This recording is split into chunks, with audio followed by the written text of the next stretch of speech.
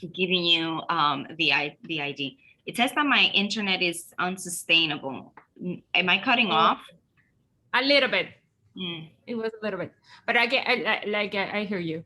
Okay. Yes, that's what I need to do that now. Like I have to request for the social security then, and I have to request for the social security of the subscriber Usually and the the subscriber, but you're patient because if you're seeing the spouse and mhm. the subscriber is the spouse and they're not your patient, then you're gonna obviously need it for the subscriber and also for your patient that you're establishing Perfect. that is responsible for the visit, you Okay, know. perfect, So you should perfect. always get into the habit of doing that. Again, some patients are going to give you like the, oh, but you have I my have a hard insurance time. information, and you make it in a way to protect them, saying, like a lot of times when we speak to different representatives, they outsource a lot of this information to other countries.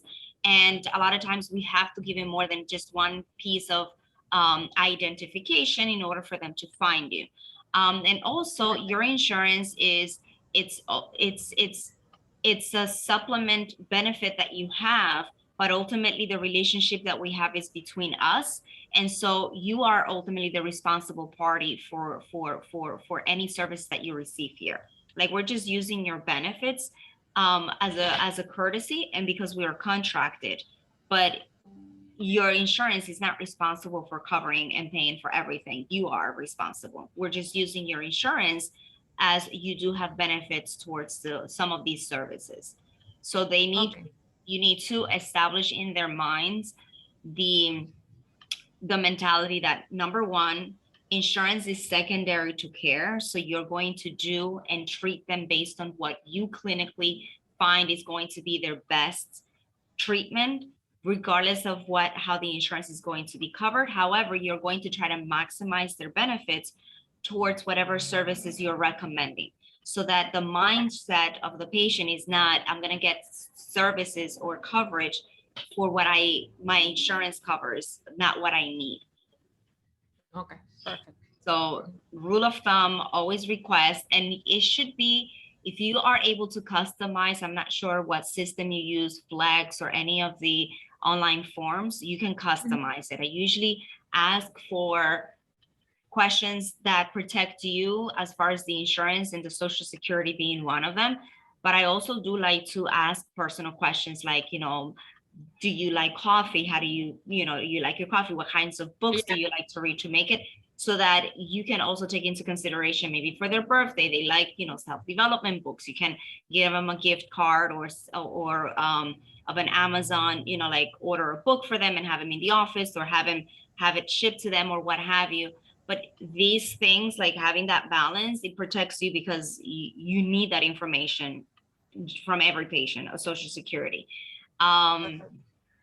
but the other thing is you want to, like customize the forms and throw in there a couple of personal things that are different. Okay, perfect. That's a good idea.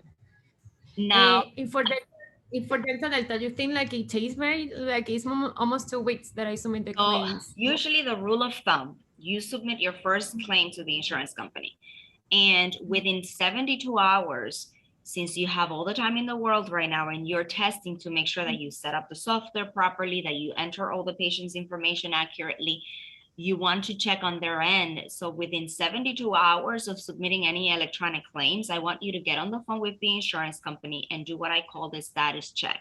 So basically, you want to reach out to the insurance company, in this case, Delta Dental, and say, hey, my name is Dr. So-and-so, this is our tax ID.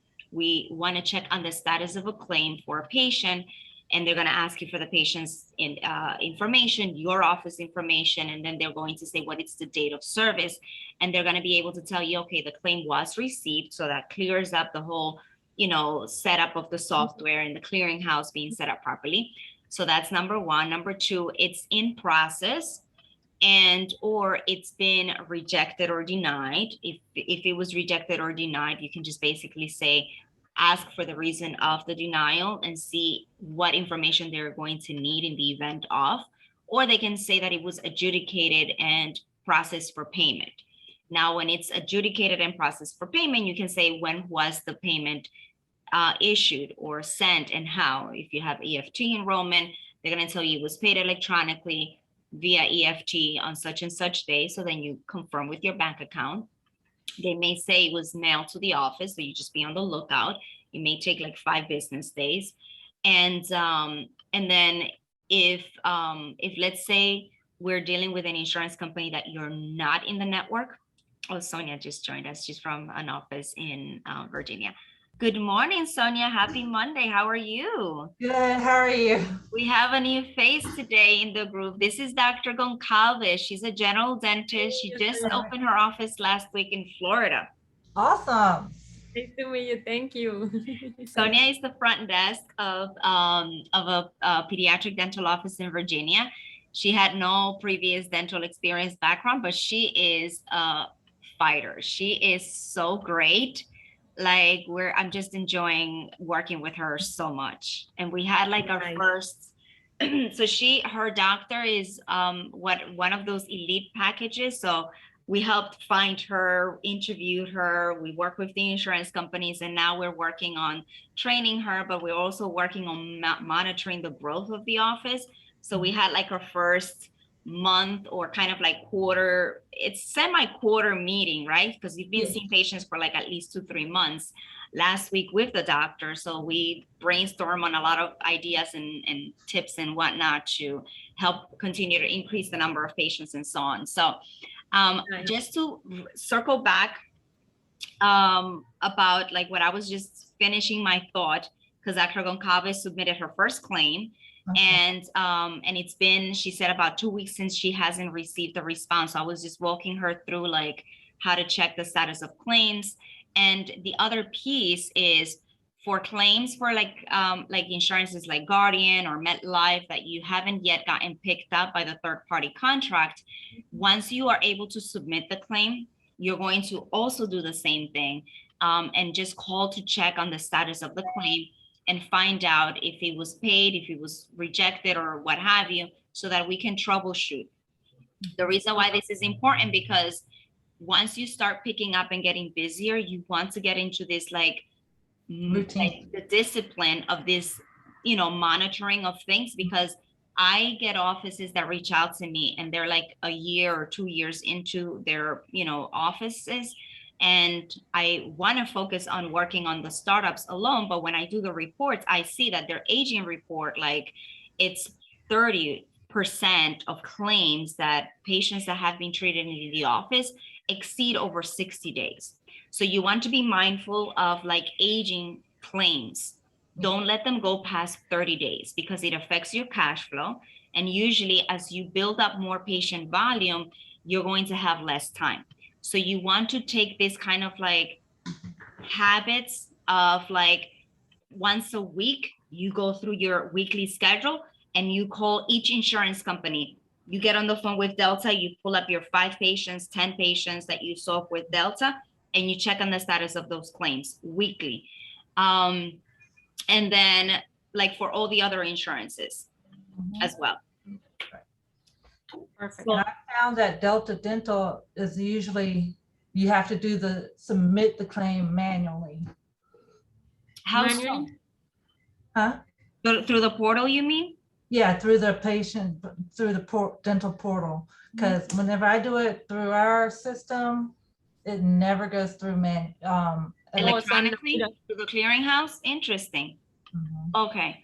So do you suggest that well, I mean, here's the thing, Dr. Goncalvez, you have your portal, and on your portal, instead of also calling the insurance company, this is a really good point, Sonya, that you brought up, is that since you already have your account set up to log in, you're able to check patient claim status through the portal. And in the event that you don't see the claim on file, because it's going to say claim not on file, no claim on file for date of service such and such, you can use the portal to submit the claim, and you'll receive the claim, the EOB in the office or the electronic funds and what have you, and you'll just post the payment against the claim that you created on the software. The advantage is that a lot of times they're advertising that they do real-time claim processing, and also predetermination. So let's say you have a large treatment plan for a patient and you want to see how their treatment plan is going to be covered by the insurance. You can use the portal to plug in the different procedure codes, and they typically give you an estimate real time on how they can anticipate it's going to be paid. It gives you how much money they have left and all that stuff. So because I sent a pre-authorization, but I did it through the clearinghouse, through dental exchange. Yeah, that's okay too. And you just have to submit and attach the x-rays and so on and so forth. But a lot of times, like some of these insurances, they allow you to just basically use their portal, and you can just use that printout and have yours that says, these are our fees, these are the services that we're recommending, and these are the codes that interpret more or less the service that I'm trying to incorporate, but this is how the insurance is covering it. Again, insurance is secondary to care, and you're going to be able to not have to wait for the patient, for the pre-authorization to come in order for you to schedule the patient. Now, are you scheduling the patient even though you're submitting the pre-authorization, or are you telling them that you're going to wait for the response? Wait. I always do like what I'm doing. I'm doing an appointment, I'm telling the patient a temporary appointment to remind me that I have to wait for the authorization. So what I want you to do is, if we're going to incorporate the mindset and the model, insurance secondary to care, that means that we need to take a different approach when scheduling patients that need treatment to be pre-authorized.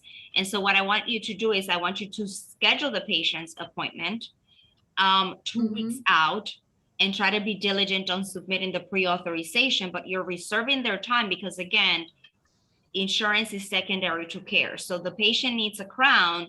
The crown is important. You don't want to let the insurance dictate when they can get started on getting this work.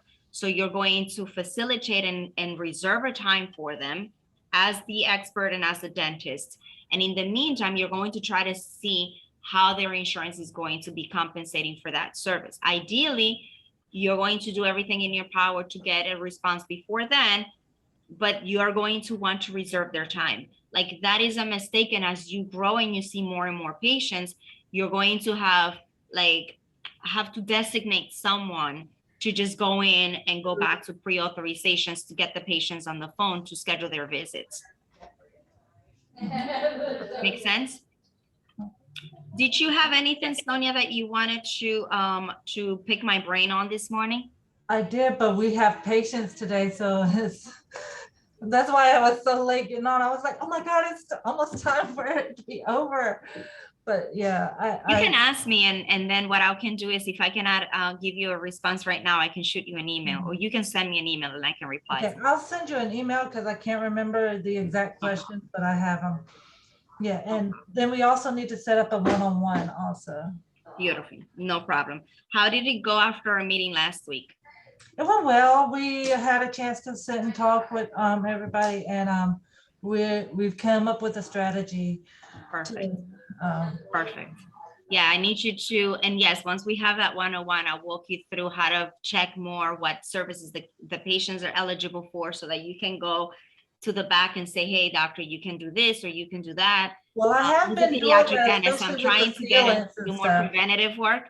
Yeah, so I want to, yeah. The sealants, we're going to start implementing immediately, as long as we have time. Yes, schedule's definitely kind of full right now. So. Definitely. Awesome. Okay, so Dr. Goncalvez, I think I have a team meeting now at 10:30, if I'm not mistaken. Okay. So if you guys need me, you can always shoot me an email. You can schedule your one-on-ones.